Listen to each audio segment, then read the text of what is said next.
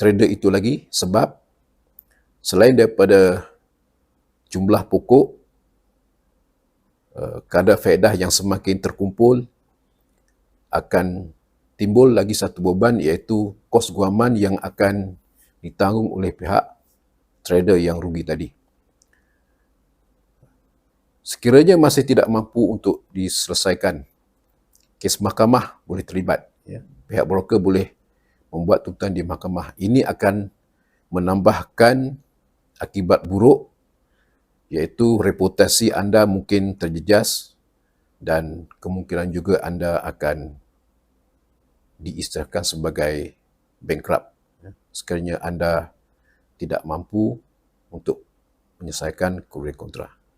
Sebab itu, bagi saya, pada trader yang berhajat untuk berdagang secara kontrak ini, kalau anda seorang yang tidak faham tentang cara dagangan kontrak itu, cuba elakkan. Kalau anda tidak mahir dalam aspek technical analysis, cuba anda elakkan. Dan yang penting, sebelum anda berdagang kontrak, anda kena faham apa akibatnya. Dan anda kena faham mengapa anda perlu membayar kerugian kontrak.